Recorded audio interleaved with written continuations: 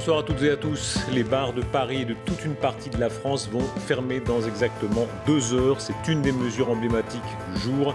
Elle marque la progression de la lutte contre le Covid.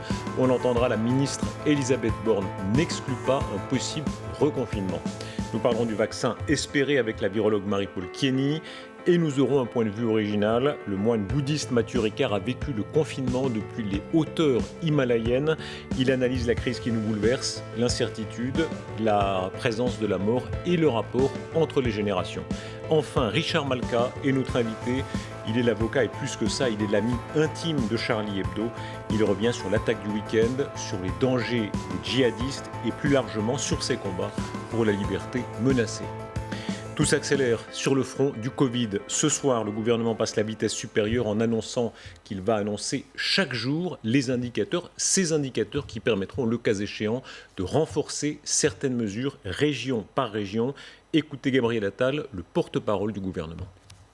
Le président a souhaité que désormais l'intégralité des indicateurs localisés soit rendue publique chaque jour, c'est-à-dire notamment les indicateurs qui tiennent lieu de critères lorsque nous prenons des mesures plus restrictives dans certains territoires. Je pense par exemple au taux d'incidence sur les personnes âgées, au taux d'occupation des réanimations. Tous ces critères territorialisés et localisés seront désormais publiés chaque jour.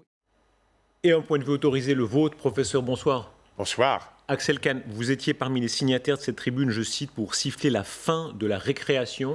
Pour vous, les signes vraiment décisifs qui s'accélèrent, quels sont-ils ? Les signes, c'est avant tout l'augmentation du pourcentage de positivité. Ouais. Il y a encore un mois, ce pourcentage de positivité devait être voisin de 4%.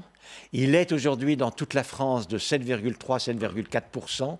On voit la vitesse de progression qui est de 3 semaines à un mois, beaucoup plus lente évidemment qu'au printemps. Et puis il y a par ailleurs, et c'est normal, c'est presque mathématique, une cinétique, il y a l'augmentation des hospitalisations, des entrées en réanimation et également avec un décalage, l'augmentation des morts liées à la Covid. Le dernier chiffre vient de tomber il y a quelques instants, plus de 12 000 contaminations en un jour, ça fait plusieurs jours au-dessus de 10 000. On sait que c'est relatif, ça dépend aussi du nombre de tests, mais enfin, ça aussi c'est révélateur de toute façon. C'est vrai, mais le plus révélateur, c'est le pourcentage des tests qui sont positifs, qui là ne dépend pas évidemment du nombre de tests. On évalue à peu près, si vous voulez, pour donner une idée, on évalue aujourd'hui à en réalité autour de 30 000 personnes qui doivent se contaminer chaque jour. Pour donner une idée de comparaison, si on regarde la montée de la cinétique épidémique maintenant et au printemps, c'était sans doute entre 180 000 et 400 000. Donc vous voyez, c'est tout de même, heureusement, 5 à 10 fois plus faible. Il n'empêche, et puis il y a donc quelques mois de cela, au printemps, le temps de doublement des contaminations était de 72 heures. Aujourd'hui, il est de 3 semaines. Il n'empêche que ça augmente et que ça aboutira forcément à une tension dans les hôpitaux et dans les services de réanimation. On y est déjà dans certains hôpitaux, on va y revenir dans un instant. Regardez avec nous ces images de Marseille, c'est là que se marquent notamment les mesures et cette gradation des mesures, les rondes pour faire respecter la fermeture des restaurants. C'est une des dispositions les plus polémiques, une de celles que la police nationale s'applique à faire respecter de façon complète. Et on va l'entendre, les clients, eux aussi, sont sous surveillance pour que les règles soient suivies. Fait le tour et non, pour l'instant c'est le seul qu'on a pu constater. Les clients risquent d'être verbalisés également parce qu'ils ne respectent pas l'arrêté préfectoral. Donc on peut effectivement les verbaliser aussi. Le restaurateur peut donc encourt un procès verbal, c'est 135 €, ouverture illicite d'un débit de boisson dans le cadre de l'état d'urgence. Voilà. Et après c'est une fermeture administrative. Ensuite il peut très bien avoir une mise en demeure et une fermeture administrative. Axel Kahn, est-ce qu'on est au stade où il faut assumer des mesures plus contraignantes, plus d'autorité ? Moi, j'aimerais bien faire appel avant tout à la responsabilité. Ça n'a pas toujours marché. Ça n'a pas toujours marché, c'est vrai, mais par nature, je suis comme cela. Je crois qu'il y a toujours quelque chose à faire en faisant appel à la responsabilité des gens. Et voyez-vous, ce qui est intéressant par rapport à la situation de mars, c'est qu'en mars, au moment où on a confiné, la situation était tellement explosive qu'il n'y avait rien à faire. Aujourd'hui, s'il y avait une mobilisation plus importante encore, si les trous de contamination qui existent encore étaient obturés, il y a encore une possibilité d'éviter la catastrophe. Parce que la cinétique est beaucoup plus lente. On a le temps de s'adapter. Il y a plus de mesures. Axel Kahn, contre votre point de vue, il y a celui du professeur Raoult. Il parlait tout à l'heure, lui revendique une pesée différente entre le risque sanitaire et le risque social et les effets pervers de la peur. On va l'entendre, c'était sur RTL. Je pensais, et je pense toujours, je n'ai pas changé, que la peur est pire que le mal. Et c'est ce qui se passe. Voilà. Il y a trop d'affolement, trop de nervosité, trop de panique. On verra, on regardera à la fin, je l'ai dit, on le verra. À la fin, le poids de la mortalité à côté du poids social va être négligeable. Le poids social va être considérable. Parce que la peur n'a pas été gérée. Axel Kahn, pas en termes de prévision, mais en termes de les choses telles qu'elles sont actuellement, est-ce qu'effectivement la chose n'est pas encore tranchée? La surmortalité même, elle n'est pas tout à fait tranchée, est-ce qu'on peut le dire? La surmortalité par rapport à la mortalité normale, non, elle n'est pas aujourd'hui apparente. Donc ça va dans le sens du doctorat ou le professeur? Oui, mais comme je vous le rappelle, et comme c'est évident, on meurt en moyenne entre 4 et 6-8 semaines après avoir été contaminé. Donc il y a un décalage, et pratiquement quand on voit le nombre de contaminations aujourd'hui, on connaît le taux de mortalité, on sait très bien le nombre de personnes qui devraient mourir, ça n'est pas considérable. J'imagine quand on projette les chiffres, autour d'une centaine de morts par la Covid tous les jours, ça n'est pas les 1000-1400 qu'il y avait effectivement au printemps, disons à la fin du mois d'octobre. Il n'empêche que c'est important, il n'empêche que si on n'arrête pas, eh bien cela continuera de progresser, et il n'empêche qu'il y a une importante pression. Cela étant dit, simplement un point pour répondre à mon confrère, le docteur Didier Raoult. Moi, je n'ai pas peur du tout. Ouais. Honnêtement, je suis totalement serein. Ouais. Je suis simplement responsable. Et comme je n'ai pas peur et que je suis responsable, je vous dis... Vous dites, pardon, il est moins responsable, votre confrère, comme vous dites? Oh, je ne veux pas dire qu'il n'est pas responsable. C'est ce que vous avez l'air de dire. Il a sa manière de dire. Ah, voilà. Il est ce qu'il est. Ouais. Je ne suis pas lui, c'est clair. Oui, nous avons une opinion qui est différente. Ouais. Mais par rapport à cette situation, le pire pour l'évolution de la situation économique, ce serait le reconfinement, naturellement. Alors, et si on devait y arriver, c'est ça qui ferait le plus de mal à l'économie. Et donc, je dis, si on fait encore un effort, il est possible d'éviter effectivement ce pire sans aucune peur. C'est une responsabilité individuelle. Si vous aviez à ôter mon masque, vous verriez que je souris sous le masque. Je ne suis pas du tout terrorisé. Mais vous avez les yeux qui sourient, tout va très bien, mon professeur. Quoi qu'il en soit, peur ou pas peur, des éléments de peur sont là, y compris d'ailleurs à Marseille, et ce sont des voix dans certains hôpitaux très différentes de celles du professeur Raoult. Ce qui serait terrible, c'est de ne pas donner l'information, et là, on serait largement fautif. Donc non, je ne pense pas qu'on entretienne une peur, quelle qu'elle soit. Ce qu'il y a, c'est qu'on est près des gens, on les informe, ce qui nous arrive va arriver à Paris dans quelques jours. On a déjà commencé à déprogrammer dans pas mal d'hôpitaux. Pas non plus avoir des peurs trop irraisonnées. D'un autre côté, il ne faut pas non plus nier la réalité. Et la réalité telle que nous la vivons, c'est que les tensions, en particulier sur les lits de réanimation et donc sur les blocs opératoires, sont très fortes. Si on ne fait rien, dans 2-3 semaines, on peut être exactement à la situation du mois d'avril. Voilà, cette visible gradation. On va entendre aussi le professeur Juvin, le chef des urgences à l'hôpital Georges Pompidou. Lui aussi lance même un appel en ce sens. Ce qui nous intéresse, c'est est-ce que nos capacités hospitalières sont pleines? Or, on s'aperçoit que nos réanimations se remplissent à toute vitesse. Et quand je vous dis qu'on n'a pas plus de lits qu'au mois de mars, en réalité, on en a moins. Parce qu'au mois de mars, comme 100% des lits étaient affectés au Covid, on avait laissé tomber les autres. On ne veut pas on ne veut pas revivre cela. Et donc, en fait, notre capacité de saturation des hôpitaux est plus basse. C'est ça qu'il faut comprendre. Et c'est ça contre lequel je m'évertue à dénoncer depuis le mois de mars, il nous faut des moyens. En fait, il n'y a pas plus de moyens aujourd'hui. C'est d'abord encore et toujours un problème de moyens. Mais oui, c'est un problème de moyens matériels, des lits de réanimation, des respirateurs, des hommes et des femmes. C'est ça notre sujet. Encore une fois, moins de moyens qu'au mois de mars, c'est quand même très paradoxal. Professeur, restez avec nous. On voit cette course contre la montre. On va en parler aussi avec Marie-Paul Chieni, spécialiste des vaccins, qui est virologue. Et à ce sujet, c'est Olivier Véran qui s'exprimait. Il se montre prudent, mais enfin quand même un espoir sur une certaine accélération pour mettre au point enfin un vaccin. qu'il y aura peut-être un vaccin en 2021, je le souhaite profondément. Je n'ai pas aujourd'hui de réponse ni dans un sens ni dans un autre à vous apporter. Je ne suis pas Madame Soleil, je l'ai déjà dit.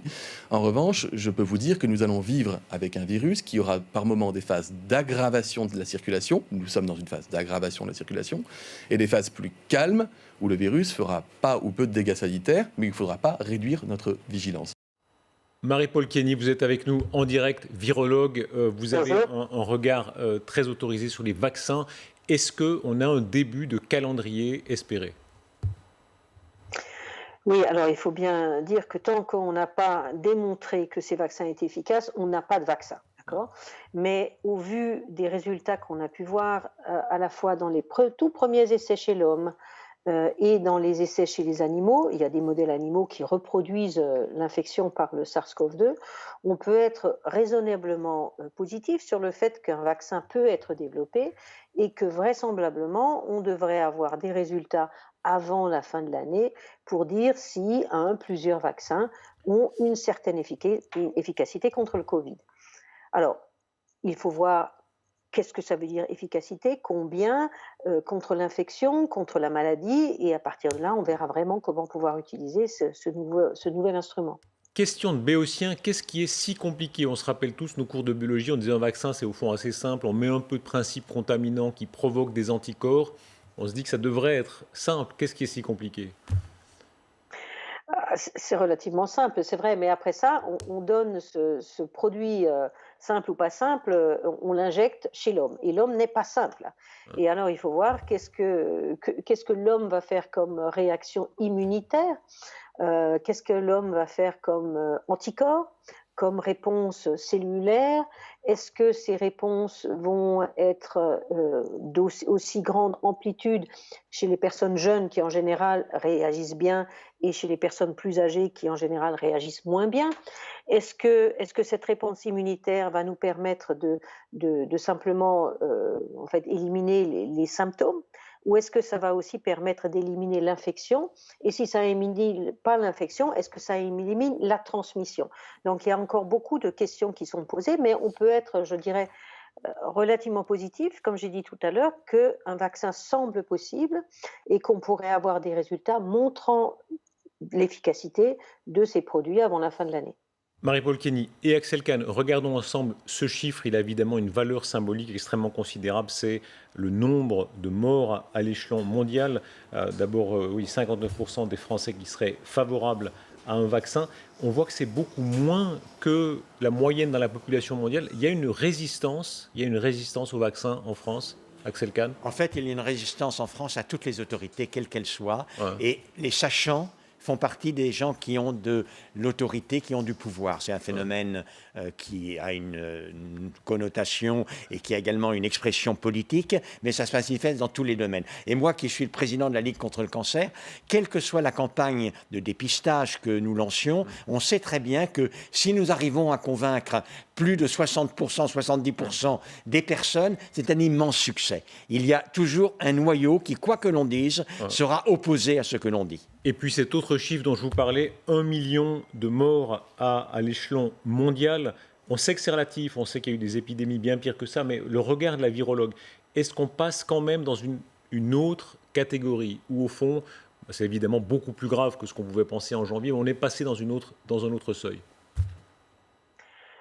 Oui, on pourrait dire oui, parce que dans la mesure où on nous disait souvent, vous nous parlez des morts, mais en fait, regardez la pandémie de grippe qu'on a eue en 1968 a tué 1 million de personnes et en fait, personne ne s'en est ému.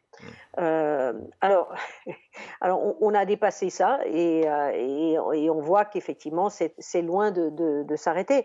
C'est une borne, tout en sachant qu'en fait ce sont des chiffres imparfaits et qu'il ne serait pas impossible qu'en fait le nombre réel de morts soit le double de ceci. On ne le saura qu'en fait pas mal de temps après cette pandémie, quand on pourra faire des études plus approfondies.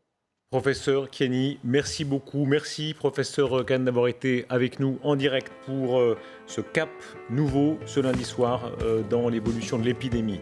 On va maintenant prendre un point de vue original sur cette crise que nous traversons. C'est le point de vue du moine bouddhiste Mathieu Ricard. Il a suivi une partie du confinement depuis son refuge himalayen. Bonsoir Mathieu Ricard. Bonsoir Marius. Vous étiez à quelle altitude? Ah bah là, j'en viens de 2000 mètres, mais je suis rentré en France il y a quelque temps. Voilà. Vous avez le regard du moine bouddhiste, savant, interprète français du Dalai Lama, auteur de très nombreux livres à très grand succès, co-auteur aussi souvent, photographe également, une image justement qui rappelle ce paysage dans lequel vous êtes quand vous n'êtes pas en France, qui montre aussi vos talents de photographe, c'est la vue qu'il y a, je crois, depuis votre... Voilà, juste au-dessus de mon ermitage, le matin, à voilà. Quand on vit, au fond, vous êtes confiné, vous, professionnel, si j'ose dire. Exactement, je suis bien heureux confiné, tout en étant parfaitement conscient, notamment du Népal ou de l'Inde, d'où je viens, des souffrances considérables des populations les plus défavorisées, les travailleurs journaliers, s'ils ne sont pas payés aujourd'hui, ils ne mangent pas demain, ils marchent à pied 15 jours pour rentrer chez eux. Donc, il y a ce contraste entre la sérénité des ermitages et la souffrance du peuple, mais nous essayons d'aider le mieux que nous pouvons. Il y a une curiosité sur votre regard concernant la façon dont nous traversons cette crise. Est-ce que ça nous rend meilleur ou pire? Le rapport avec les personnes âgées aussi. Je crois que votre mère a presque 100 ans. 97 ans, oui. Et on voit bien à quel point le rapport avec... Elle est là. Le rapport avec les personnes âgées a évolué tout à coup pendant cette crise. On s'est inquiété différemment. Certains ont dit on les laisse parfois mourir. Qu'est-ce que ça a changé d'après vous? C'est vrai qu'à la fois, il y a eu un mouvement de solidarité, les gens se sont rapprochés. Il y a eu aussi une reconnexion avec la nature, reconnexion avec les êtres chers. La faculté aussi peut-être de mieux apprécier le moment présent, de ne pas avoir besoin de distractions, de toutes sortes de mondanités, disons. Mais aussi, pour beaucoup de personnes, une grande difficulté de cet isolement qui était pesant, toutes les personnes qui étaient fragiles mentalement, souvent ça s'est aggravé. Donc tout ça, c'est un mélange extrêmement divers. Il y a aussi la détermination des gouvernements à prendre des mesures draconiennes. On se disait, si seulement 1/5 de cette détermination pouvait être mise au service de l'environnement et de prendre les mesures qu'il fallait, que les scientifiques recommandent. Donc tout ça, c'est un temps d'incertitude, de précarité, mais aussi peut-être de détermination pour faire quelque chose. Vous prônez l'altruisme, la non-violence, l'apaisement. Au contraire, on a l'impression que ces derniers temps, au lieu de se serrer les coudes, les pros et les anti-masques, Paris contre Marseille, les colères, explosion de colère, d'opposition, est-ce que ça ne vous dément pas? Oui, mais en même temps, par exemple, au début, j'ai vu qu'en Angleterre, il y avait 1 million de personnes qui s'étaient portées volontaires sur un site du gouvernement pour aller aider les personnes âgées, emmener des gens aux hôpitaux. Donc, on parle toujours un peu des déviances, des choses qui nous gênent, qui ne devraient pas se faire. On parle moins, si 100 personnes vont aider, ça ne fait pas les nouvelles au journal le soir. Si, parfois quand même. Ça montre un peu la banalité du bien, c'est-à-dire que la plupart du temps, les 7 milliards d'êtres humains se comportent de façon décente les uns envers les autres, mais ce n'est pas une nouvelle, disons. Quand on regarde les photos que vous prenez au Népal, vous apportez beaucoup d'aide avec votre association Karuna, mais de façon générale, vous êtes aussi témoin d'une vie beaucoup plus sobre, telle qu'elle existe dans cette région du monde. Voilà. Est-ce qu'on sait, on a redécouvert, nous tous, en vivant ces mois inouïs, on a vraiment vécu des mois inouïs, on a redécouvert quelque chose de ça? Disons, quand je suis revenu en France, j'ai vu beaucoup d'amis qui aimaient beaucoup bouger, faire ils ont retrouvé ce goût de la simplicité, qu'on n'était pas obligé de se distraire, qu'on n'est pas obligé, si on a 8 jours de vacances, de partir en Thaïlande. Il y a des endroits merveilleux dans la nature en France. Donc ce goût de la sobriété heureuse, certainement. Et puis aussi, c'est vrai, le rapport aux personnes âgées. Dans les pays où je vis, les générations vivent ensemble. Il n'y a pas question de mettre les personnes âgées par nécessité, souvent, dans des institutions. La séparation, l'EHPAD, ce qu'est un EHPAD en France, alors ça existe beaucoup moins au Népal. Et oui. Là, il y a une prise de conscience, selon vous? Un petit peu quand même, oui. On est là grâce à nos grands-parents et à nos parents. Donc, c'est la moindre des choses d'essayer de s'occuper d'eux quand ils sont précaires, comme on s'occupe des nouveau-nés quand ils ne sont pas encore en état de s'occuper d'eux-mêmes. Donc, vous parliez de Karuna, effectivement, depuis maintenant 20 ans, on fête nos 20 ans d'anniversaire cette année. Nous aidons près de 350 000 personnes, malgré tout, dans le domaine de la santé, de l'éducation, des services sociaux, en Inde, au Népal et au Tibet. Et maintenant, nous commençons avec une petite activité en France. On fait une collaboration avec le SAMU social qui va débuter l'an prochain. Est-ce que tout ça a remis la mort sous nos yeux? Alors la mort, on pourrait dire qu'une belle mort est le couronnement d'une belle vie, et on ne peut pas, si on oublie qu'on est mortel, on risque d'oublier qu'on est vraiment en vie aussi. Donc en fait, la mort, penser à la mort qui est certaine et dont l'heure est incertaine, c'est pas du tout morbide, ça donne une qualité extraordinaire à chaque instant qui passe. Si on oublie et qu'on pense que le temps est infini, Sénèque disait ce n'est pas que nous avons peu de temps, c'est que nous en gaspillons beaucoup. Donc redonner sa valeur au temps. Et le contemplatif qui est dans son ermitage, le temps, c'est comme un fleuve d'or fondu. Il apprécie chaque moment qui passe, c'est pas dans la distraction. De quel œil est-ce que vous avez regardé l'incertitude ? On vivait, beaucoup d'entre nous étaient très assurés, le système d'assurance, on se disait que des systèmes de retraite, tout ça, tout à coup, tout devient beaucoup plus fragile. Finalement, c'est une belle leçon pour l'arrogance de l'homme qui pense avoir dominé l'univers, dominé la nature, dominé les autres espèces. On parle du transhumanisme, on va vivre 1000 ans, et tout à coup, crac, boum, un petit truc un 10 millième de millimètre balaye tout ça. Vous les détestez, ceux qui veulent le transhumanisme, etc. Là, vous dites c'est des conneries, ça ce sont vos mots. Disons que, voilà, en plus si Donald Trump était réélu 50 fois, ça serait un peu pénible, quoi, disons. Donc ce que je veux dire, c'est que vivons une belle vie, profitons de l'émerveillement devant la nature, l'émerveillement devant la nature humaine, le regard d'un enfant, d'un vieillard. Et puis voilà, on est mortel, c'est comme ça. Vivre mieux, plus longtemps, tant mieux. Mais si c'est pour vivre 300 ans de mauvaise humeur et en colère, franchement, il y a mieux à faire. Il n'y a pas quelque chose de désespérant qui nous a ramenés à notre condition d'espèce, comme il y a des espèces de fourmis, d'abeilles, on est tout à coup, voilà, beaucoup d'entre nous sont soumis à un virus de façon très biologique. Si on prend la durée de la vie, avec 3,5 milliards, on la ramène à 24 heures, Homo sapiens est apparu les 17 dernières secondes. Il ne faut pas trop en plus prendre la tête, sauf qu'on a fait de sacrés dégâts pendant 17 secondes.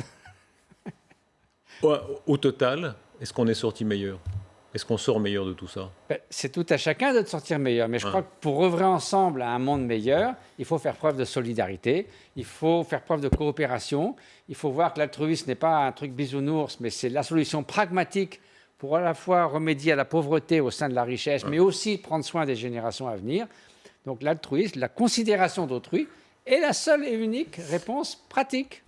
Dans un instant, on recevra Richard Malka. Alors là, on va parler de tout sauf d'altruisme. C'est le terrorisme, la haine. Est-ce que ce n'est pas la réalité de la vie ? Est-ce que vous disiez bisounours quand on regarde le monde tel qu'il est ? En même temps, si vous regardez, par exemple, on est obsédé par les nouvelles et ce qui se passe partout, des choses terribles. Mais si on regarde simplement le taux d'homicides par an, il était de 100 homicides par an pour 100 000 habitants au XIVe siècle. Maintenant, c'est 1, c'est pas 20% de moins, c'est 100 fois moins. Donc, malgré tout, on vit un monde où il y a moins de violence globalement. Donc, réjouissons-nous, c'est dû à la démocratie, c'est dû à améliorer le statut de la femme, c'est dû à des gouvernements plus stables et démocratiques. Donc, toutes sortes de facteurs qui peuvent nous amener à quelque chose d'un peu meilleur. Il y a ce mot tellement controversé de progrès. Est-ce que vous y croyez ? Il y a des éléments qui progressent. Je veux dire, ne serait-ce que l'espérance de vie, le fait qu'il y a la Déclaration universelle des droits de l'homme, qu'on essaie de respecter, on commence à penser aux autres espèces qui sont nos concitoyens en ce monde. Il y a malgré tout, on va vers quand même un monde meilleur. Vous avez l'air si heureux, Mathieu Ricard, ça frappe toujours. Le premier réflexe, c'est de rire. D'abord, on pose une question, c'est le réflexe de rire. Certains ont dit que vous étiez l'homme le plus intelligent du monde. On vous a mis des... Ça ne risque pas, et heureux non plus. Non. Parce qu'on a fait des tests neuronaux, etc. Quand même, vous avez des moments de déprime comme tout le monde ? Disons qu'il y a des moments de tristesse devant un massacre, devant la souffrance d'autrui, bien sûr. Mais si cette tristesse s'accompagne de détermination, essayer d'œuvrer, de résilience, de courage, à ce moment-là, on n'est pas désespéré. Est-ce que c'est encore la foi, la vraie foi ? Avec Richard Malka, on va parler de la foi ardente qui amène au meilleur ou au pire, souvent à la haine, à tuer, etc. Est-ce que vraiment c'est une foi que vous avez ou c'est une sorte de d'aimable... Pas du tout. Le bouddhisme est une approche très pragmatique, je dirais scientifique, dans la mesure où ça doit être en adéquation avec la réalité, des mécanismes du bonheur et de la souffrance, comment on peut débarrasser son esprit de la haine, précisément de l'avidité, de l'obsession, de l'arrogance, et tout ça qui fait un état d'esprit plus équilibré. Et si on est moins préoccupé par soi-même, on est plus ouvert aux autres, c'est normal. Parfois, je vous taquinais, je vous disais, voilà, par exemple, on a tous souvenir de Tintin, avec le moine bouddhiste qui lévite. Oui, moi, je n'aimais pas arriver, mais enfin... Il y a vraiment des moines qui arrivent à l'éviter ? On a entendu dire dans l'histoire, oui, j'étais pas là, mais pourquoi pas. Merci beaucoup Mathieu Ricard. Comment, votre force, vous allez dans des colloques, vous allez sur des plateaux de télévision, vous n'avez pas peur d'affronter tout, etc., y compris parfois après le côté phénomène de curiosité. Même sur un plateau de télévision, on peut donner des conseils. Comment est-ce qu'on peut s'apaiser comme ça? Il y a une façon de s'apaiser. Si vous voulez, moi, j'ai rien à gagner. Si vous me demandez de venir, mon cher Darius, je viens. Sinon, je reste tranquille dans mon ermitage. Comment on s'apaise en quelques instants? C'est possible, ça, vraiment? Dans les pires des situations, Dieu sait si on en a vécu pendant cette crise, on peut s'apaiser soi-même? Si vous voulez, sur un océan, c'est pareil. Il y a des grandes vagues, il y a des tempêtes, il y a des jours de calme plat comme un miroir. Mais si vous avez la profondeur de l'océan, vous pouvez toujours vous y relier.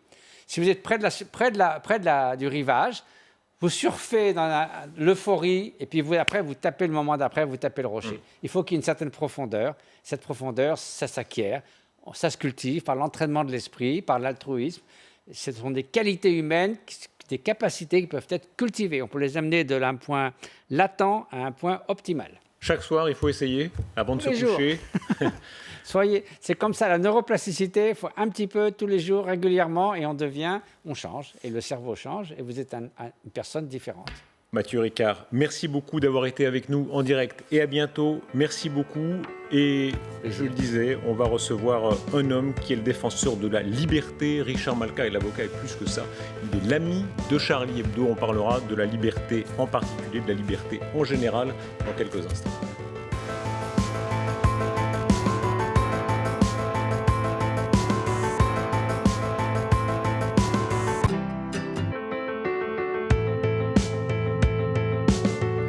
Et l'actualité nous amène à un homme qui est l'avocat de Charlie Hebdo, et plus que cela, l'ami intime et ancien de Charlie Hebdo depuis bientôt 30 ans. Richard Malka, bonsoir. Bonsoir. Merci d'être avec nous. Vous avez pu ressentir particulièrement ce qui s'est passé vendredi. L'attaque, non plus contre Charlie Hebdo, qui n'est plus là, mais dans les mêmes lieux, dans la même rue, la haine djihadiste qui continue à frapper. On va parler de ça, des attentats de 2015, du procès des attentats qui est en cours, de vos combats pour la liberté d'expression qui concerne tout le monde. D'abord, en voyant ces images, qu'est-ce que tout ça a provoqué en vous vendredi? Évidemment, ça fait écho aux événements du 7 janvier. Ça provoque de l'incompréhension. C'est une telle bêtise, une telle ignorance, une telle sauvagerie. Voilà quelqu'un qui est jeune, qui n'a probablement jamais vu les caricatures, qui ne connaît pas leur histoire, qui ne connaît rien du contexte, et qui, de manière aveugle, parce qu'il a été abreuvé de haine, va saisir une machette et tuer n'importe qui. Je ne sais pas qui fait ça. Comment la nature humaine arrive à produire ça? Quel lavage de cerveau on lui a fait depuis probablement des années pour qu'il en arrive à ça? C'est incompréhensible quand on a reçu certaines valeurs. Et évidemment, ça produit aussi un sentiment de révolte. Alors, il ne faut pas que ça provoque de la haine, parce qu'il ne faut jamais faire la guerre que le cœur rempli d'amour. Vous voyez, je peux citer Saint-Augustin. Et puis, la haine est toujours mauvaise conseillère. Mais enfin, ça provoque quand même un sentiment de révolte. Et on a envie de leur dire, mais c'est vous qui caricaturez votre religion. Le pire des blasphèmes, c'est vous qui le commettez. C'est un blasphème contre la vie que d'ôter celle d'innocents. Mais bon, on est face à des murs. Et on est face à des murs à chaque fois qu'on est face à des fanatiques, parce qu'ils rejettent la raison. C'est le cœur du sujet. Cette espèce d'amateurisme barbare, ils sont beaucoup moins organisés ici que les frères Kouachi. C'est un hachoir de boucher, comme vous disiez, cette sorte de bêtise. Est-ce que c'est inquiétant d'une autre manière?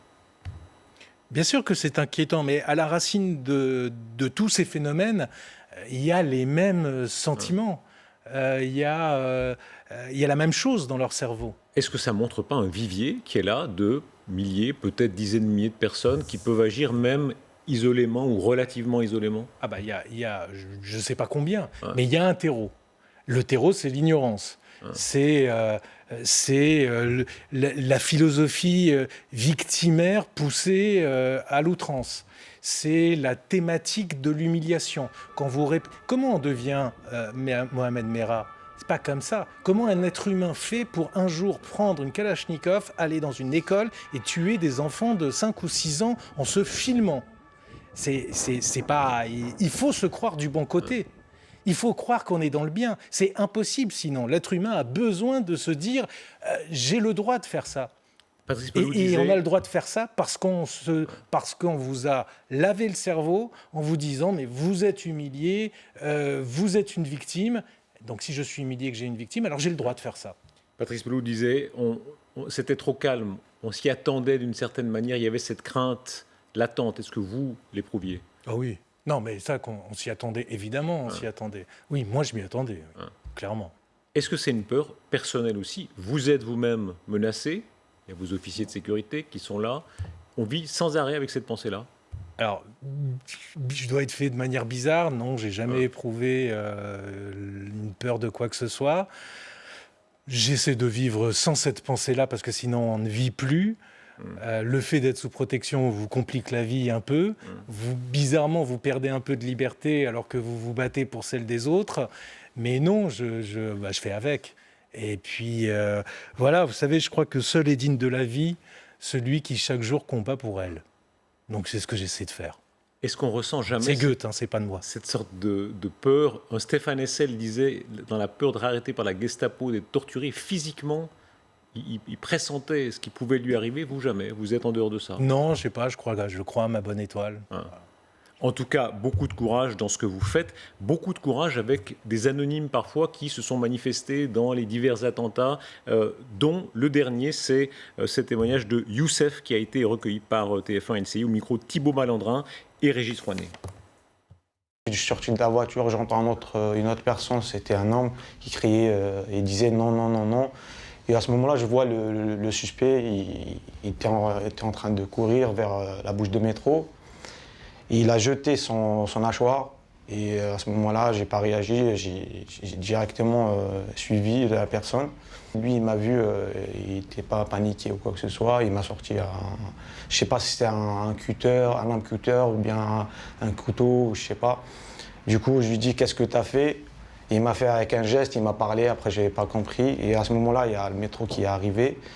Et je suis parti en courant pour aller voir la police. Et j'ai vu un des policiers, je lui ai demandé, je lui ai dit écoutez, je suis revenu juste pour témoigner.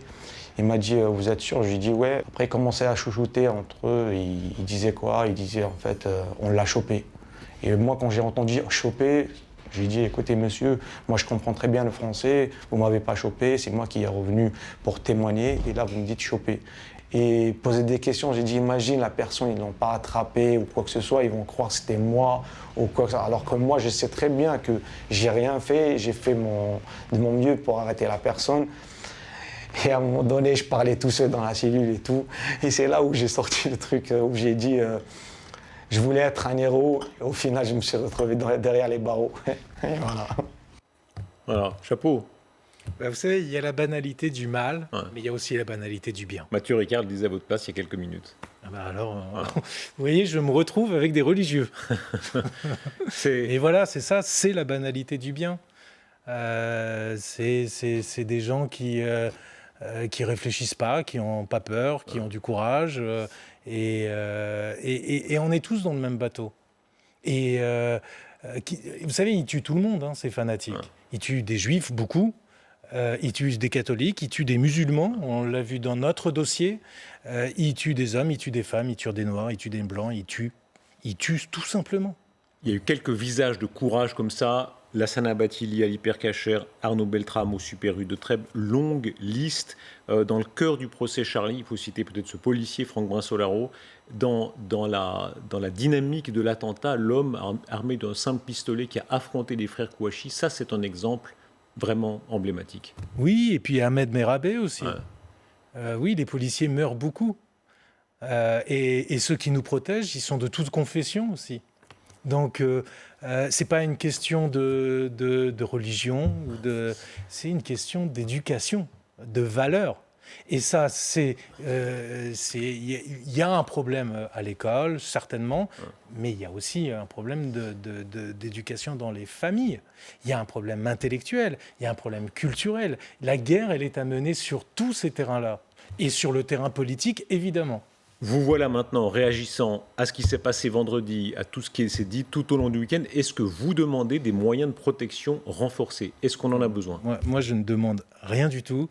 J'estime qu'on est dans un État qui fait son boulot comme il peut en termes policiers, en termes de justice. Je lui fais confiance et ce n'est pas une question qui est de mon ressort, donc je fais ce qu'on me dit. Le représentant de première ligne, le co-directeur de l'agence, voit demain Gérald Darmanin à ce sujet. Vous serez consulté, vous aussi? On est en contact, évidemment, très régulier avec le ministère de l'Intérieur. Mais vous savez, nous, je crois qu'on est tous un peu comme ça à Charlie Hebdo. On fait ce qu'on nous dit parce qu'on fait confiance dans l'État. C'est une vie entièrement enfermée. Charlie Hebdo, il faut bien dire, on est dans cette situation extrême où, au cœur d'une grande démocratie, en France, ces gens vivent dans un bunker. Un vrai bunker. Ah oui, un vrai bunker. Oui, c'est effarant. On est en 2020. Ça n'est pas arrivé, je pense que ça n'est jamais arrivé en Europe, et en tout cas pas depuis la fin de la dernière guerre. On est dans cette situation-là. Il y a un problème qui existe. On ne peut pas être dans le déni de la réalité. Ce problème, il est sérieux, il se pose à nous. On est en première ligne, et cet attentat l'a montré à nouveau. On essaie de faire front parce qu'on combat pour la vie, et la vie sans liberté, c'est pas la vie. Mais ça concerne bien plus que nous, ça nous dépasse complètement, les enjeux sont beaucoup plus grands que ça. L'enjeu, c'est nos libertés à nous tous, c'est comment on vit demain. Réaction d'Emmanuel Macron, elle est tombée aujourd'hui de manière développée, c'était tout à l'heure. Le président de la République n'a pas vocation à commenter mais à agir. Et donc, je veux d'abord avoir un mot de soutien aux familles des victimes. Mon rôle n'est pas de me précipiter et de participer à toutes les réactions. Et vous savez, je pense qu'il ne faut pas juger l'engagement du président de la République à hauteur de tweet. En tout cas, ce n'est pas l'idée que je m'en fais. Et donc, mon plein soutien aux victimes et la volonté déterminée que nous continuons d'agir et de nous mobiliser, comme nous faisons depuis le premier jour, contre le terrorisme sous toutes ses formes. Voilà, c'était un voyage à Vilnius. Votre point de vue, est-ce qu'on est arrivé à un stade où l'État, pas seulement la protection, mais de façon générale, doit être plus offensif, de moyens militaires, de moyens policiers? L'État doit être beaucoup plus offensif, mais ce n'est pas une question de police, de justice ou une question, ou une question militaire. De quoi alors? Ça règle les conséquences, ça ne règle pas les causes. Les causes, elles demandent une offensive de l'État sur l'universalisme, sur la laïcité, sur la culture. Elle demande une offensive de tout le monde, de tous les citoyens, du monde culturel, du monde intellectuel. Ça veut dire quoi? Plus de solidarité? On a vu tous ceux qui se débinaient un petit peu quand il fallait être vraiment solidaire de Charlie. Ça vous a manqué? Ah, ça nous a beaucoup manqué, oui. Mais ça bouge. Ça bouge et il y a de l'espoir. Et la position du recteur de la mosquée de Paris ou du président de du CFCM sont des motifs d'espoir. Il y a une adhésion nouvelle et totale aux valeurs républicaines. Et c'est nouveau. Et je leur rends hommage. Et les politiques n'ont pas le même discours. Il n'y a plus de mais après la liberté d'expression. On n'ose plus. Ça a beaucoup changé quand même en quelques années. On a peut-être fait un peu bouger les choses, tant mieux. Mais ça ne suffit pas. Et la mobilisation, elle doit être générale. Est-ce qu'il n'y a pas quand même une lame de fond très puissante d'une partie de l'opinion, musulmans, mais pas seulement, des catholiques, d'autres, qui disent non, on ne peut pas rire de la religion, on ne peut pas rire de l'identité. C'est quand même un mouvement très fort dans notre société. Alors, il y a un mouvement extrêmement fort et qui ne concerne pas que la religion sur la thématique de l'offense.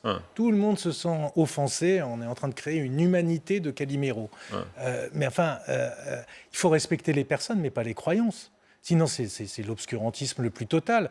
Vous voulez quoi? Un monde sans blasphème, c'est un monde où la terre est toujours plate, où on soigne les névroses au fer rouge, où l'homosexualité mérite la peine de mort et où une femme, c'est la moitié d'un homme. Moi, j'ai pas envie de vivre dans un monde, dans ce monde-là. C'est ça le blasphème. Est-ce qu'il vous arrive d'être désespéré de vous dire que le sens de l'histoire, hélas, de votre point de vue, c'est pas vous, mais effectivement, ce sont les religieux, ce sont les nationalistes. Quand on regarde la carte du monde, si je croyais ça, j'arrêterais de me battre. Non, il y a un mouvement, il y a des vents contraires qui soufflent très fort. cette thématique de l'offense, de la réduction de son identité à une toute petite partie de soi-même qui est soit la religion, soit sa couleur de peau, soit sa sexualité, c'est très préoccupant. On est beaucoup plus complexe que ça. C'est ça l'universalité et je ne cesserai jamais de me battre pour ça. J'en suis l'enfant, j'en ai bénéficié. C'est ça que je veux rendre à ce pays qui a accueilli mes parents. Ouais. Vos parents venaient d'Afrique du Nord, juifs, marocains. Oui. Vous êtes le résultat de cette histoire-là, plus que l'intégration. Vous voyez vraiment l'assimilation, c'était cette génération-là. Je ne sais pas si c'est de l'assimilation, si c'est de l'intégration. Je garde ma propre identité, ma culture. La diversité est une chance. Mais effectivement, si vous n'adhérez pas aux valeurs d'un pays, vous devenez dingue. Vous êtes dans la haine du pays où vous habitez. Et c'est forcément névrotique. Donc oui, j'ai complètement adhéré aux valeurs, pas forcément à la France, je ne suis pas très patriote, mais à la République, oui. Est-ce que vous entendez tous ces jeunes maintenant qui ne raisonnent pas du tout comme vous? Ils sont d'abord musulmans, par exemple, ou d'abord juifs d'ailleurs, et ensuite seulement français, etc. Ça rend fou. Ça vous rend fou. Alors, vous n'êtes pas obligé d'aimer toute l'histoire de ce pays, mais ne pas adhérer aux valeurs républicaines, à l'égalité, précisément, à la laïcité qui fait qu'on peut vivre ensemble. Il y a 6500 dieux sur Terre, en ce moment, auxquels croit l'humanité. Il faut respecter les 6500 et ne pas les critiquer, ni leurs dogmes. Comment on fait? La seule manière de faire, c'est d'accepter que vos croyances soient critiquées. Enfin, c'est pas quand même très compliqué, quoi. Et puis Dieu se défendra lui-même. En théorie, il est au-dessus de ça. En théorie, oui. En pratique, vous avez défendu Mila, par exemple, cette adolescente qui revendiquait le droit de blasphémer. Ça s'est pas si bien passé. Ça continue à mal se passer, non? Oui, ça se passe mal. Bien sûr que ça se passe mal. Ah, mais je ne vous dis pas que le combat est gagné, loin de là. Ça se passe mal en quel sens? Elle doit toujours, au fond... Et ça se passe mal. Quand vous voyez, il y a une semaine, sur une grande émission de télévision d'une chaîne concurrente, pour ne pas la nommer CNews et Cyril Hanouna, qu'on glorifie quasiment, en tout cas qu'on excuse quelqu'un qui fait l'apologie d'Hitler et de la Shoah, mais qu'on trouve tous les griefs à l'encontre de Mia, dont on vous dit qu'elle devrait se taire et qu'il faut l'oublier et qu'elle ne devrait plus parler. Enfin, c'est abject. Abject. Je ne sais pas comment M. Bolloré se regarde dans la glace. Est-ce que ces milliards lui permettent de dormir tranquille, alors qu'il finance ça sur sa chaîne, ce discours-là? Si on essaye de se mettre dans la tête... S'il lui arrive quelque chose, je le prendrai par la peau des fesses et je l'amènerai dans une cour d'assises. Si on adopte au contraire leur point de vue, est-ce que vous entendez ceux qui disent quand on a vraiment une foi, oui, on défend son Dieu, oui, on défend vraiment, et pas seulement en disant il y a 6500 dieux. Si on y croit vraiment, qu'on croit dans son Dieu à soi, on croit que celui-là est vrai. Bien sûr, mais qui vous empêche de faire ça? Moi, tout le monde a le droit de croire à ce qu'il veut, mais personne ne peut exiger que l'on ne critique pas ses croyances. Si vous croyez aux Illuminati, monsieur, je vous respecterai vous, quand même, mais je ne respecterai pas votre croyance dans les Illuminati. Voilà. Et on peut critiquer le fait de ne pas croire en Dieu aussi. Mais c'est ça, de vivre ensemble. C'est ça le débat. Comment on fait pour vivre ensemble sinon? Si chacun s'oblige à ne jamais offenser l'autre. C'est-à-dire qu'on ne vit qu'avec des gens qui sont complètement d'accord avec vous, qui ont votre religion, qui ont vos pensées, qui ne pensent rien de différent de vous. C'est pas très intéressant comme vie. Richard Malka, quand on voit les décennies dont on sort, ce qui se passe n'est pas si nouveau d'une certaine manière. Je vous ai entendu les citer vous-même, les communistes, les fascistes, les Khmers rouges, des millions et des millions de morts de gens qui estimaient détenir une vérité. Est-ce que c'est la continuation de ça qu'on vit? Oui, c'est exactement les mêmes mécanismes psychologiques. J'ai raison et je ne supporte pas que l'on me dise que je n'ai pas raison. Si, c'est la beauté de la vie, c'est la controverse qui peut être vive, qui fait mal, mais en même temps ça enrichit. Et puis je sais pas, on est plus complexe, on s'approfondit soi-même en écoutant l'autre. Et le rire, ça n'a jamais tué personne. Le rire, c'est la grande question. Le rire, ça n'a jamais tué personne. Mais vous savez, c'est déjà l'histoire du traité d'Aristote. Vous vous rappelez ce film, Le nom de la rose, et puis ce livre d'Umberto Eco, c'était sacrilège le rire. On mourait quand on touchait à ce livre. Ben, ça reste toujours la même chose. Le rire, c'est Voltaire, c'est Rabelais, c'est cette force parce que c'est l'arme extraordinaire. des pacifiques. Parce que ça ridiculise les croyances, parfois absurdes. Il faut croire en quoi ? Qu'est-ce que je devrais respecter ? Que Moïse a séparé la mer en deux, que Jésus marche sur l'eau, qu'il y a 70 vierges qui attendent les kamikazes ? Jamais. Est-ce que vous n'êtes pas forcé d'entendre ceux qui ont l'impression que le rire, c'est l'arme des forts ? C'est un discours très puissant dans la société aujourd'hui. Vous riez, bien sûr, si vous êtes libre, riche, bien dans votre peau, etc. Si vous êtes un faible, les pauvres n'ont pas le droit de rire. Si vous êtes un faible, si vous êtes un petit paysan catholique, un petit paysan musulman au fin fond de l'Égypte, ben vous n'avez pas envie qu'on rie de ce que vous croyez. Vous savez, dans beaucoup de pays arabes, on connaît le blasphème depuis des siècles. Il y a les aventures de Nasreddin Hoxha. Et on en rit, et le peuple rit. Mais qu'est-ce que c'est que cette histoire ? C'est populaire, le rire. Justement, ça appartient à tout le monde. Ça, c'est un plaisir qui n'appartient pas qu'aux riches. Au contraire, les riches rient en général beaucoup moins que les pauvres. Il y a entre le rire et vous une histoire qui est extraordinaire. Vous avez une vingtaine d'années, vous avez quel âge quand les gens de Charlie arrivent chez vous ? Vous êtes un gamin. 23 ans. Voilà, avocat, gamin, vous êtes même pas, vous êtes titulaire ou stagiaire ? Non, je suis avocat, j'ai prêté serment, mais je suis avocat depuis 6 mois. Voilà. Et vous voyez arriver cette bande de Charlie, en fait, ils veulent relancer Charlie, c'est bien ça. Comment ça se passe ? Ah bah c'est...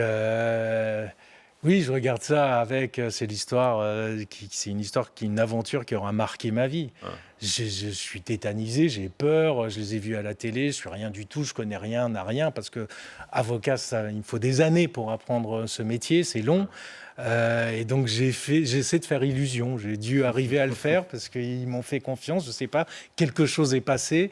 Ça a fonctionné et puis ça a été l'histoire de ces 30 dernières années, pour le meilleur et pour le pire. Et est-ce qu'il y avait chez vous un peu de dinguerie, un petit peu de côté artiste qui a fait que ça a marché ?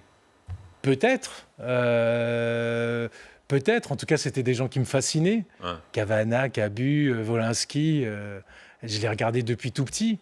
Et j'aurais jamais pu imaginer les approcher.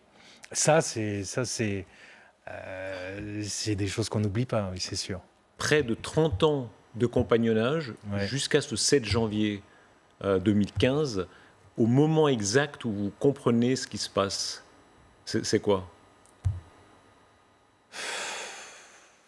Mais dans ce moment-là, j'essaie de ne pas le revivre, en fait. Ça, c'est mon déni à moi. Mais on est figé. En fait, vous me demanderiez ce que j'ai fait cette journée. En fait, je ne sais plus, je suis allé sur place. Et puis après, on bascule dans une autre dimension. C'est comme si tout était flouté. Et on fait des choses qu'on n'aurait jamais pensé faire. Et voilà. Mais on se bat, toujours. En tout cas, moi, c'est ma manière de ne pas m'écrouler, en fait. Le réflexe de se battre, c'est venu tout de suite ? Oui. Il y avait des choses à faire. Moi, je n'étais pas blessé. Je ne suis pas une victime. Donc, il y avait des choses à faire pour ceux qui étaient victimes. Il y a ce mot de Churchill. Et puis, il y a ce journal.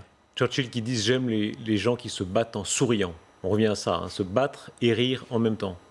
Oui. Jamais oublier de rire. Jamais.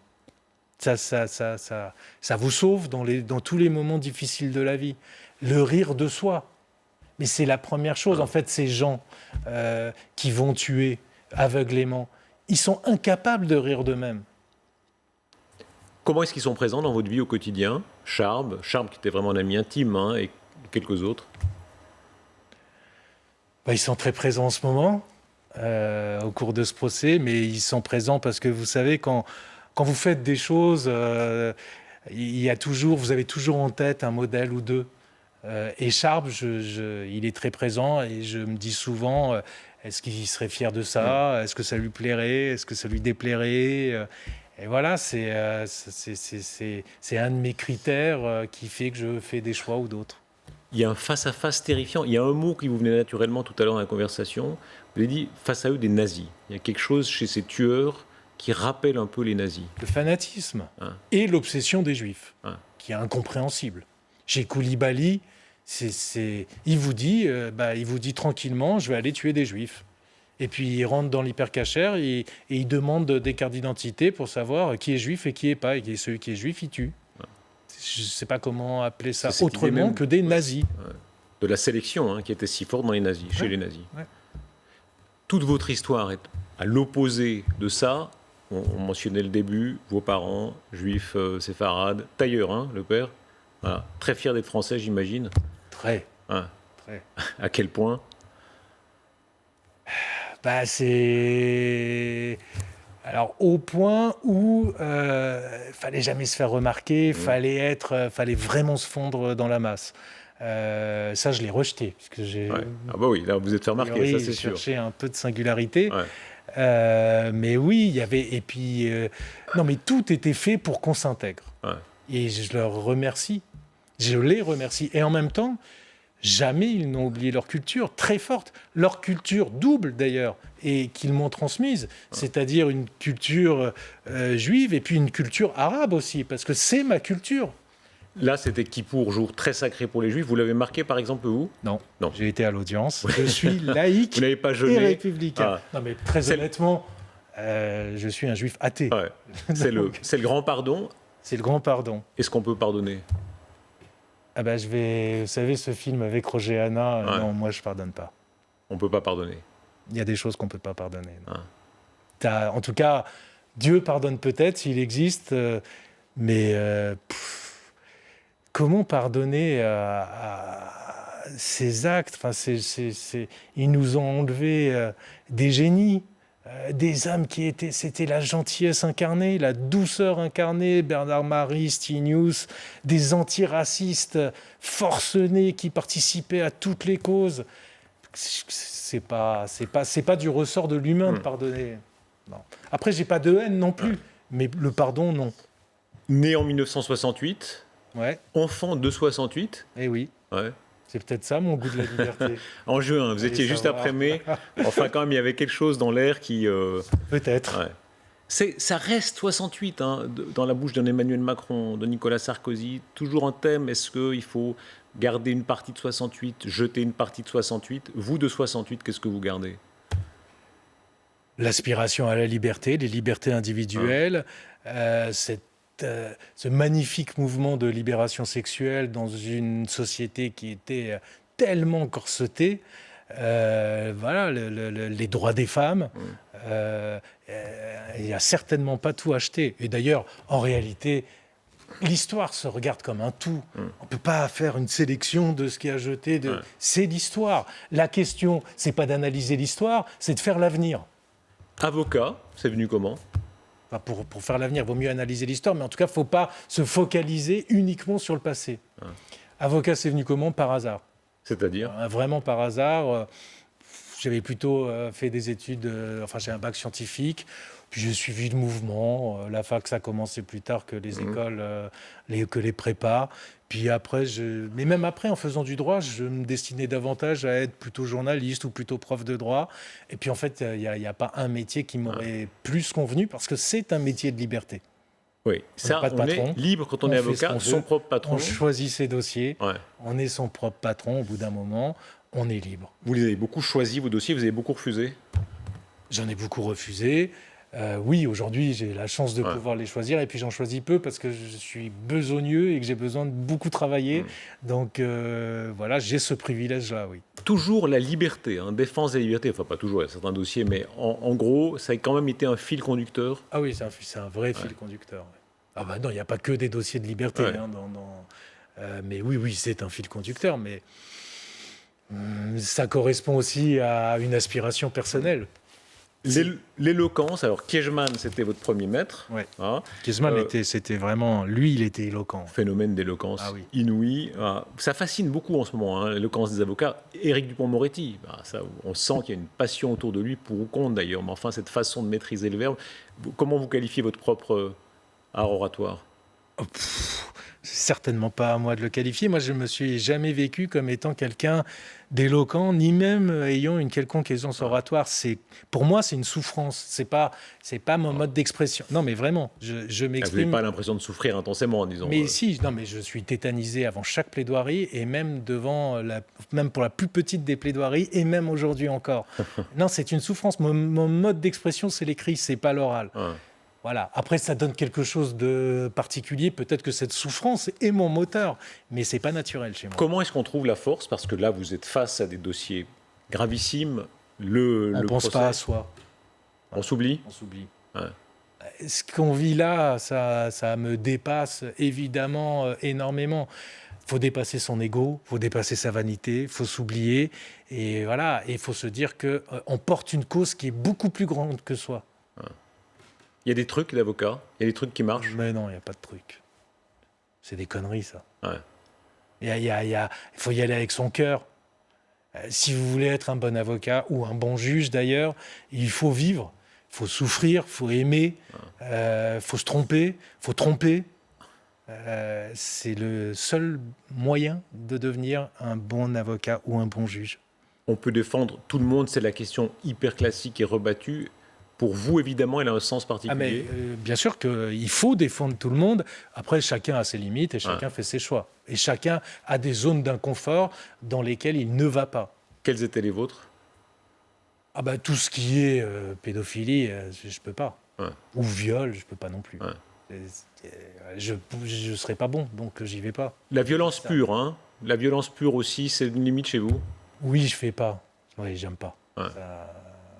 J'y arriverai pas. On a vu tout à l'heure Mathieu Ricard, ça me frappe beaucoup dans tout votre parcours, entre le rire et la non-violence. Il y a quand même un lien très fort. Bien sûr. Mais quand on rit de soi, on ne peut pas être violent. Pas possible.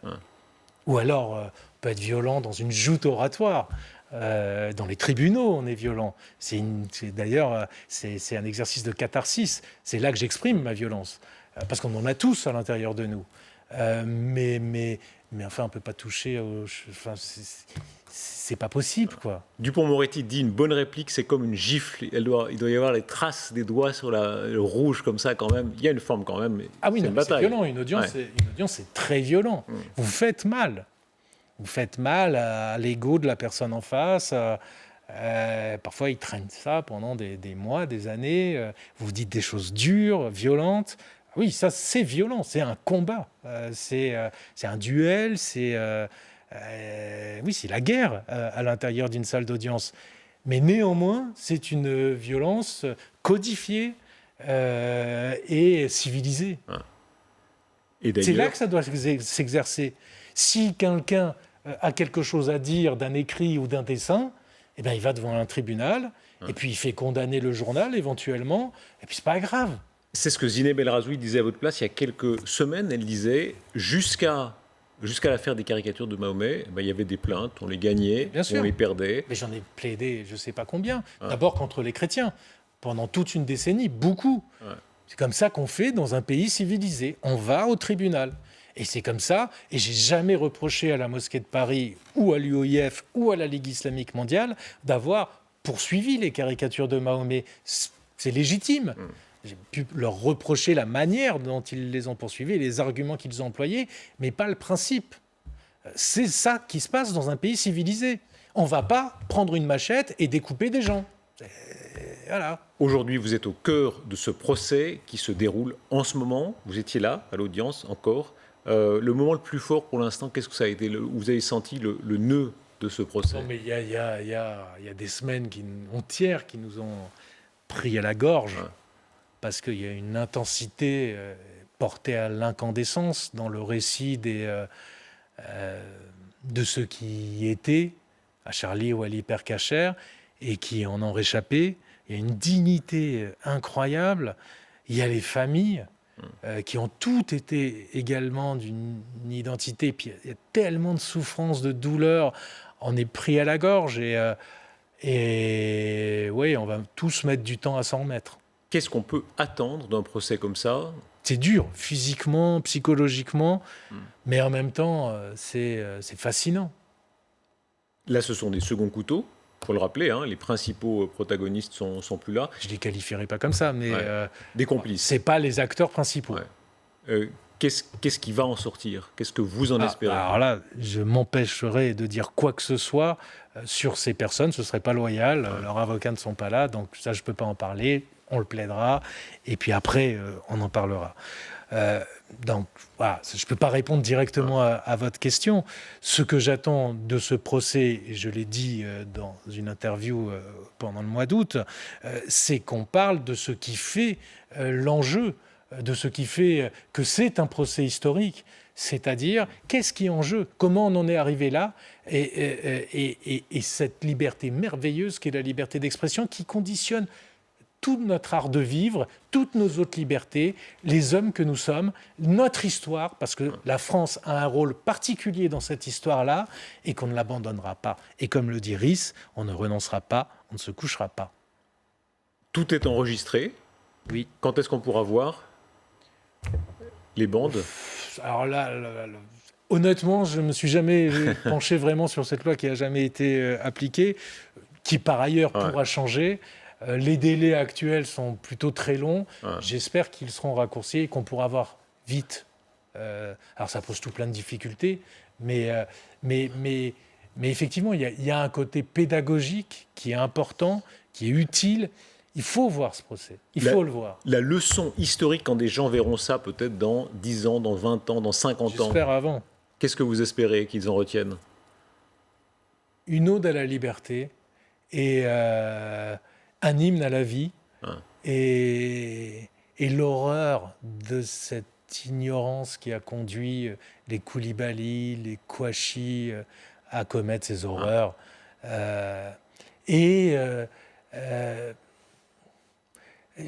Un regard différent sur la manière dont on vit sa religion, même quand on est très croyant. Quelqu'un de croyant devrait nécessairement être pacifique. Vous citiez Saint-Augustin au début d'entretien, il y a cette idée de la communion, même avec les morts, communion des saints, mais aussi la communion avec les morts. Est-ce que vous la ressentez? C'était vos amis intimes? En tout cas, je veux continuer leur combat. C'est ma manière de les honorer. Après, quand on est parent, quand on est épouse, quand on est enfant de quelqu'un de mort, on ne peut pas ne pas y penser chaque jour de sa vie. Mais on doit avancer. Ça, c'est aussi quelque chose de très... Bizarrement, j'ai une éducation religieuse, donc j'ai intégré ça à ma morale. On doit avancer. On doit ça à la vie. Est-ce qu'il faut prendre encore des risques? On entendait sur certains plateaux des experts qui prétendaient que la republication... Oui. Qu'est-ce que vous en avez pensé? Donc la thèse, c'était la republication des caricatures est responsable. Les pseudo-experts de terrorisme se multiplient comme des petits pains sur les plateaux de télévision. Est-ce que c'est de la lâcheté? J'ai pas l'impression qu'ils aient une vision globale des choses. Ça veut dire quoi? Ça veut dire qu'on s'interdit, à compter d'aujourd'hui, de caricaturer l'islam. Mais qu'est-ce qu'on fait avec le christianisme, avec le judaïsme? Et puis vous croyez que ça va s'arrêter là? Qu'on ne va pas nous demander ensuite de revoir la loi sur le port du voile, la loi sur la burqa et l'enseignement dans les écoles du darwinisme et un ensemble de législations? Il faut un peu réfléchir avant de parler, de porter une parole publique. C'est mieux. En général, ça passe mieux. Richard Malka, plus intelligente. Il y a quelques jours, c'était la veuve de Wolinski qui parlait ici. C'est très frappant parce qu'elle se mettait dans la tête de Kouachi, la tête de l'homme qui veut vous tuer. Vous êtes dans la position, la plupart d'entre nous n'ont pas ça. Vous avez des hommes qui veulent vous tuer. Qu'est-ce que vous leur dites?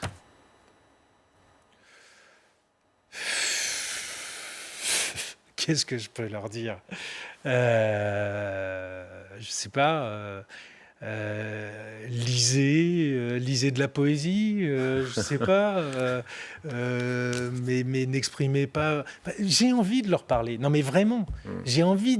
Je considère que le combat n'est jamais perdu. Lisez mieux vos textes. Parlez avec de vrais hommes de religion. Parlez avec Mathieu Ricard. Ça vous fera du bien. Merci beaucoup, Richard Malka. Qu'est-ce qu'on peut lire comme poésie? Vous avez cité Goethe, Saint-Augustin. Keats. Alors, on va faire J'aime notre la liste de poésie lecture. anglaise. Le prochain combat, c'est quoi? Quand vous sortirez là de Charlie Hebdo, qui est une histoire tellement puissante dans votre vie, qu'est-ce qu'on fait après ça? Alors c'est dur en fait. Quand on finit ce genre de procès-là, il y a une grosse descente et en général une petite dépression parce que c'est tellement intense que ça, après tout est fade. Oui, on met du temps à s'en remettre et puis le quotidien, c'est plus intéressant. Mais parce que vous vivez dans une bulle. Mais la vie reprend toujours ses droits. Merci, la vie. Merci beaucoup, Richard Malka, d'avoir été avec nous en direct. Merci à vous, mesdames, messieurs, de nous avoir suivis. Et dans un instant, Julien Arnaud et Le Grand Soir sur LCI. À demain.